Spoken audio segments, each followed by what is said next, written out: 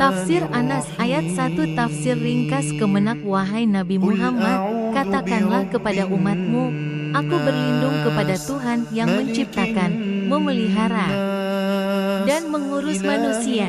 Tafsir tahlili dalam ayat ini, Allah memerintahkan Nabi Muhammad termasuk pula di dalamnya seluruh umatnya agar memohon perlindungan kepada Tuhan yang menciptakan, menjaga, menumbuhkan, mengembangkan, dan menjaga kelangsungan hidup manusia dengan nikmat dan kasih sayangnya, serta memberi peringatan kepada mereka dengan ancaman-ancamannya. Tafsir Anas ayat 2 Tafsir ringkas Kemenak Raja manusia yang mengatur semua urusan mereka, dan Dia Maha Kaya sehingga tidak membutuhkan mereka. Tafsir tahlili Allah menjelaskan bahwa Tuhan yang mendidik manusia itu adalah yang memiliki dan yang mengatur semua syariat, yang membuat undang-undang, peraturan-peraturan, dan hukum-hukum agama. Barang siapa yang mematuhinya akan berbahagia hidup di dunia dan di akhirat. Tafsir Anas ayat 3 Tafsir ringkas Kemenak Sembahan manusia, Tuhan yang tidak ada sekutu baginya. Itulah Tuhan yang patut disembah dan dimintai perlindungan. Tafsir tahlili Allah menambah keterangan tentang Tuhan pendidik manusia, ialah yang menguasai jiwa mereka dengan kebesarannya.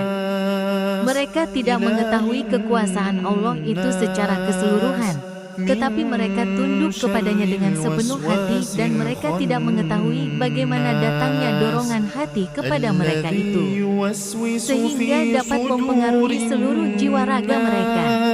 Ayat-ayat ini mendahulukan kata Rab, pendidik, dari kata Malik dan Ilah karena pendidikan adalah nikmat Allah yang paling utama dan terbesar bagi manusia. Kemudian yang kedua diikuti dengan kata Malik, Raja, karena manusia harus tunduk kepada kerajaan Allah sesudah mereka dewasa dan berakal. Kemudian diikuti dengan kata Ilah, sembahan. Karena manusia sesudah berakal menyadari bahwa hanya kepada Allah mereka harus tunduk dan hanya Dia saja yang berhak untuk disembah.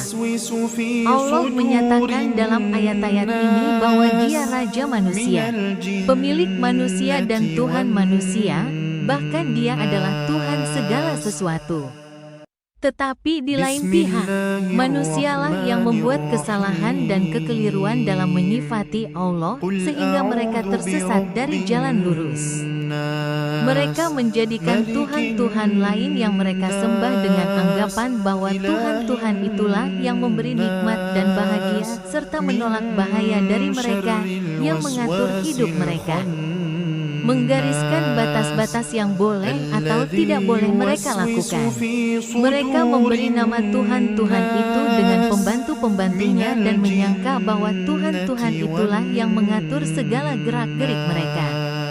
Dalam ayat lain, Allah berfirman, mereka menjadikan orang-orang alim, Yahudi, dan rahib-rahibnya, Nasrani, sebagai Tuhan selain Allah, dan juga Al-Masih Putra Maryam, padahal mereka hanya disuruh menyembah Tuhan yang Maha Esa, tidak ada Tuhan selain Dia. Maha suci Dia dari apa yang mereka persekutukan. At-Taubah 9:31, dan tidak mungkin pula baginya menyuruh kamu menjadikan para malaikat dan para nabi sebagai Tuhan. Apakah patut Dia menyuruh kamu menjadi kafir setelah kamu menjadi muslim? Ali Imran 3:80. Maksudnya, dengan ini Allah memperingatkan manusia bahwa Dialah yang mendidik mereka, sedang mereka adalah manusia-manusia yang suka berpikir, dan Dia Raja mereka, dan Dia pula Tuhan mereka menurut pikiran mereka. Maka tidak benarlah apa yang mereka ada-adakan untuk mendewa-dewakan diri mereka, padahal mereka manusia biasa.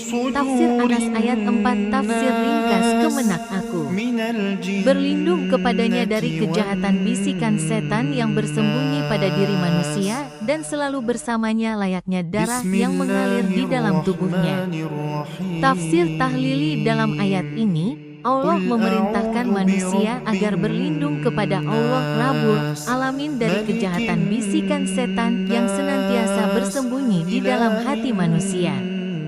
Bisikan dan was-was yang berasal dari godaan setan itu bila dihadapkan kepada akal yang sehat mesti kalah dan orang yang tergoda menjadi sadar kembali. Karena semua bisikan dan was-was setan yang akan menyakiti manusia itu akan menjadi hampa bila jiwa sadar kembali kepada perintah-perintah agama. Begitu pula bila seorang menggoda temannya yang lain untuk melakukan suatu kejahatan. Tetapi temannya itu berpegang kuat dengan perintah-perintah agama, niscaya akan berhenti menggoda dan merasa kecewa karena godaannya itu tidak berhasil, namun ia tetap menunggu kesempatan yang lain. Tafsir Anas ayat 5 tafsir ringkas kemenak yang membisikkan kejahatan dan kesesatan ke dalam dada manusia dengan cara yang halus, lihai, licik, dan menjanjikan secara terus-menerus. Tafsir Tahlili Allah menerangkan dalam ayat ini tentang godaan tersebut, yaitu bisikan setan yang tersembunyi yang ditiupkan ke dalam dada manusia, yang mungkin datangnya dari jin atau manusia, sebagaimana dalam ayat lain Allah berfirman, "Dan demikianlah untuk setiap nabi kami menjadikan musuh yang terdiri dari setan-setan manusia dan jin." Al-An'am 6:112. Setan-setan jin itu seringkali membisikkan suatu keraguan dengan cara yang sangat halus kepada manusia. Seringkali dia menampakkan dirinya sebagai penasihat yang ikhlas. Tetapi bila engkau menghardiknya ia mundur, dan bila diperhatikan bicaranya ia terus melanjutkan godaannya secara berlebih-lebihan. Surah ini dimulai dengan kata pendidik.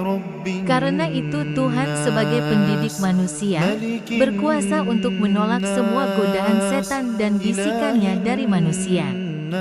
Allah memberi petunjuk dalam surah ini agar manusia memohon pertolongan hanya kepada Allah, sebagaimana Dia telah memberi petunjuk yang serupa dalam surah Al-Fatihah.